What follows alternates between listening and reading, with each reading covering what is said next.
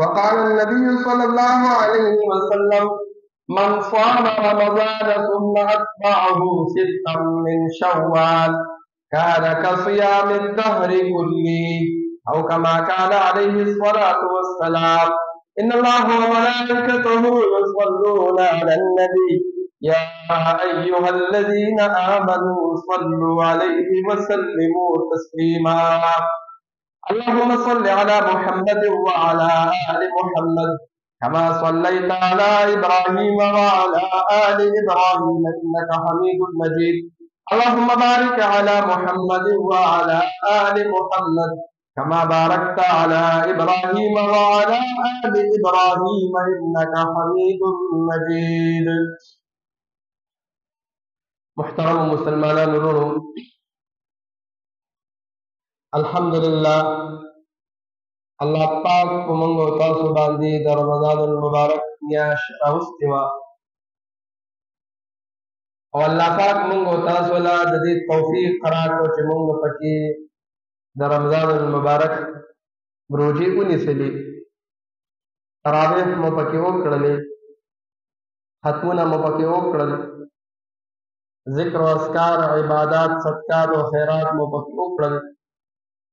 په امید د دې چې د دې اعمالو په وجه به الله تعالی موږ او تاسو ته بخښنه کوي، او د رسول الله ارشاد هم دا و چې کله مسلمانان د رمضان المبارک روژې ونیسي، د روژې د آدابو خیال وساتي، او رمضان ختم شي او د شوال میاشت راوخیږي، او د اختر په سهار باندې د عیدګاه ته لاړ شي، او د عیدګاه نه واپس راځي، نو الله تعالی وایي د دې د ټول ګناهونه معاف کړي. نو الله دې وکړي داسې چې موږ او ستاسو روژې صدقات او خیرات دا هر څه الله تعالی په رمضان کې قبول کړي وي، او الله دې وکړي داسې چې الله تعالی ټول مسلمانانو ته بخښنه او مغفرت نصیب کړي وي. خبرې مطلب مې دا دی چې موږ او تاسو په دې باندې د الله تعالی شکر ادا کړو. یا الله ستا شکر دې، همت دې راکړو، صحت دې راکړو. ډېر خلک به په مخ د ځمکه داسې وي چې هغوی به ایمان د سره نه پېژني. الله تعالی موږ ته ایمان نصیب کړی دی، الحمدلله. ډېر مسلمانان به داسې وي چې هغوی به د رمضان المبارک روژې نه وي نیولې، یا د عذر د وجې چې بیمار به و، یا هسې د بېغیرتوب د وجې چې روژه به یې نه شوه نیسلې. شکر الحمدلله، الله تعالی موږ او تاسو ته د دغې توفیق هم راکړو، موږ همت وکړو او موږ تاسو ټولې روژې ونیسلې. نو الله تعالی دې په خپل دربار کې قبول او منظور کړي.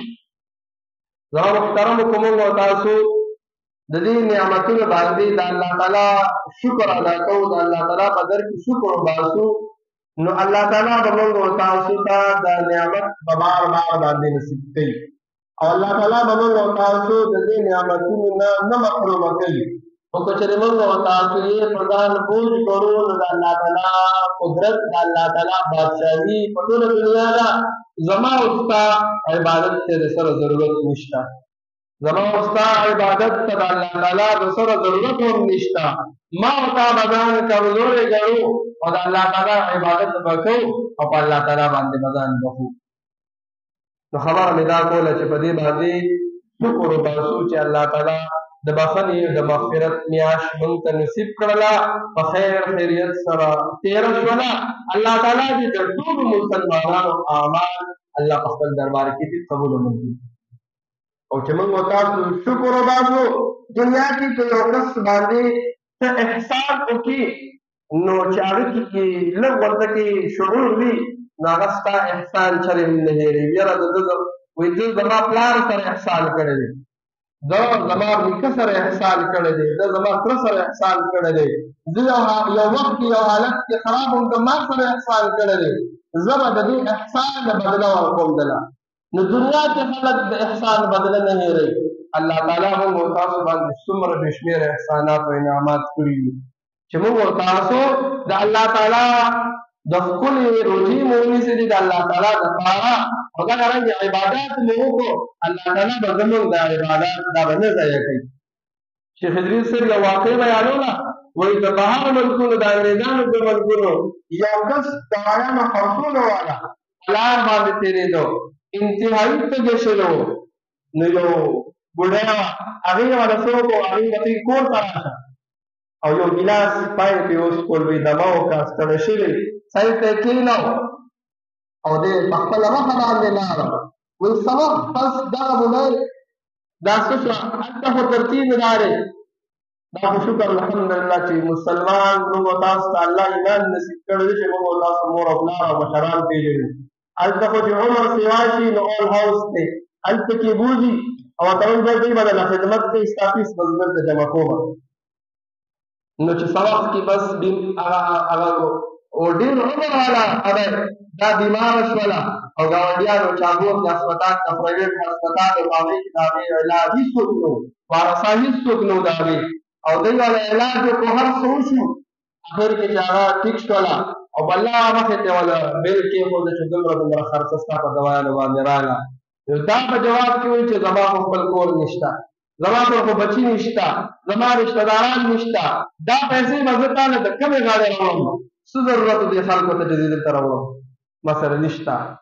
او د کاونټر نه چې کله لاړه هغوی ته هم دغه وایي چې تاسو څه ضرورت و ما نه به علاج کړو، زه دا پیسې نشم جمع کولی. نو هغوی والا پایله راوباسوله، مخې ته کېښوده چې ستا بل پیډ، ستا بل چا جمع کړی دی او د لاندې ورسره لیکلي وو چې ستا د یو ګیلاس د پای شکریا ادا کوم، چې تا ثواب کې مخکې یو ګیلاس پای تا ما باندې څښلو، زه انتهایي تږی شوی ومه، زه هغه سمرین یمه چې ما دوایانې خرڅولې، نن زه د دې هسپتال مالک یمه او دا ټول علاج تا له ما وکړو، دا ما د ستا د یو ګیلاس د پای شکریا ادا کړم.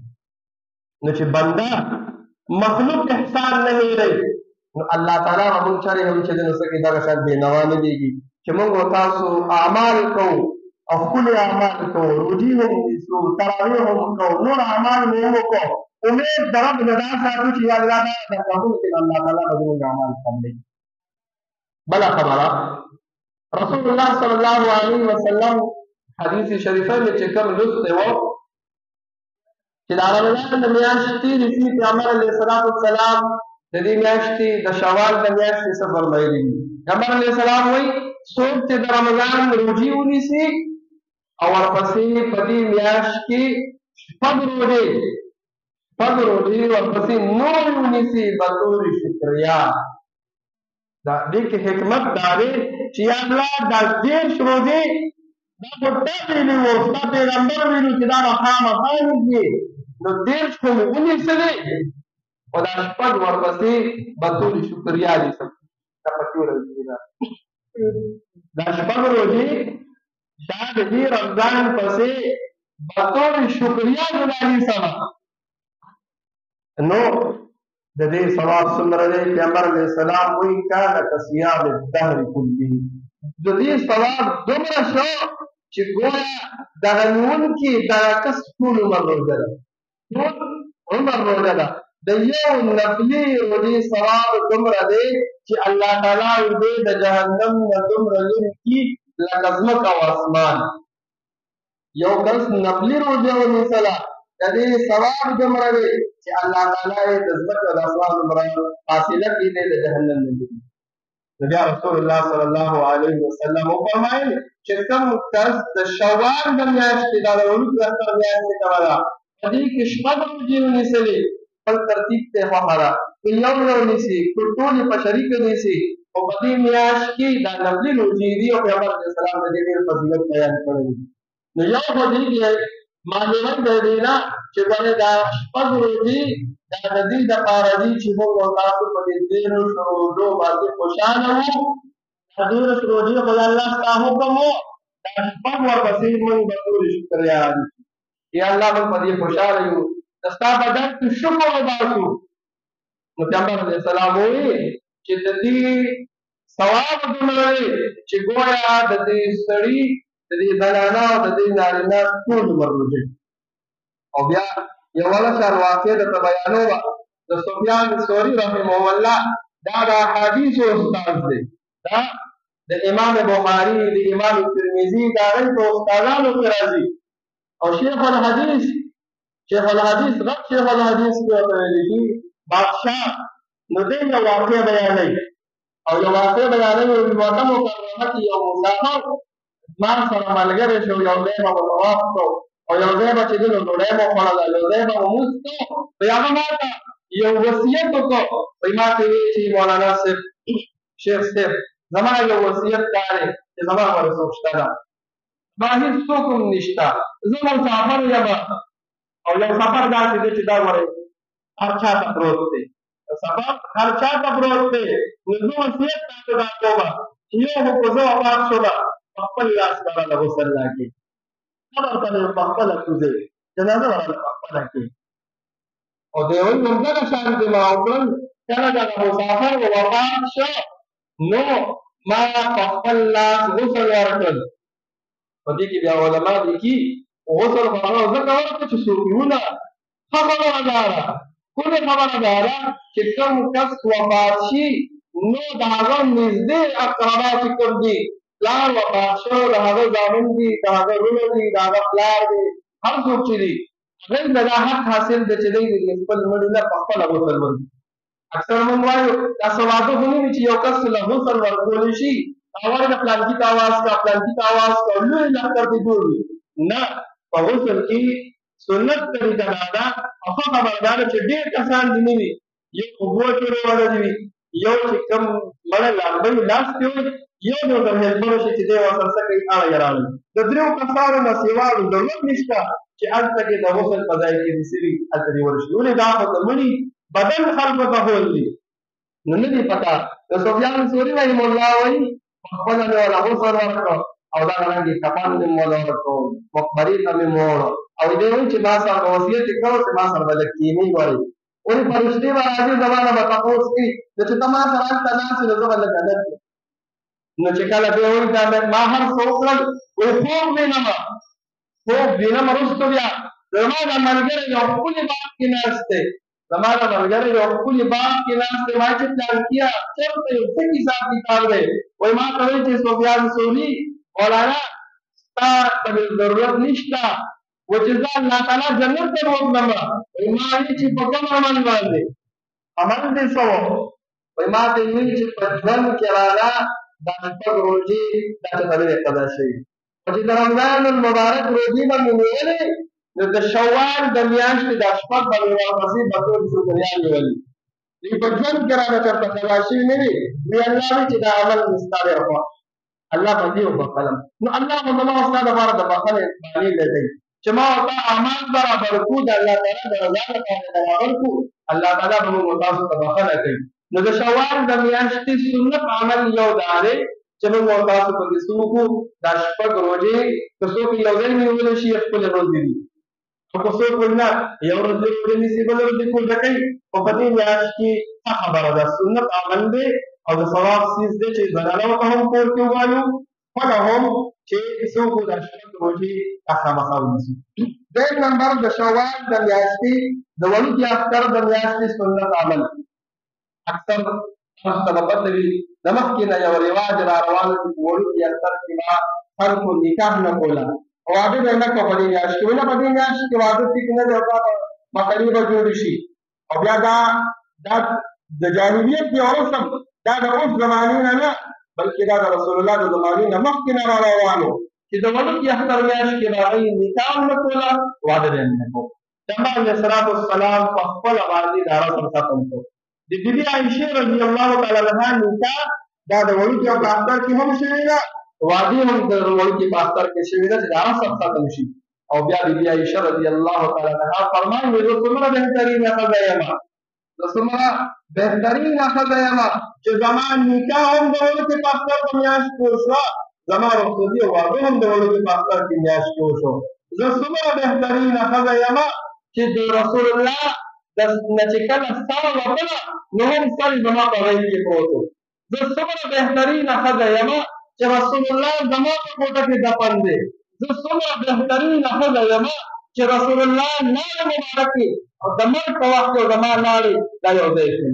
پیغمبر علیه السلام بیمار و، عایشې رضي الله تعالی عنها ورور راغی مسواک ورته و، پیغمبر علیه السلام په اشاره باندې وی بیبي عایشه رضي الله تعالی عنها ورته وایي رسول الله مسواک ته جوړه شوی دی. یو پیغمبر علیه السلام ته بیبي عایشه رضي الله تعالی عنها ته مسواک واغسته، په خولې والا پوس کو، بیا د رسول الله نه ورکړ. رسول الله صلی الله علیه وسلم ټولې مسواک وکړو، وایي مسواک یې ما نه راکړ، وایي ما ویلي چې دا خو د رسول الله د خولې مبارکې لاړې دي.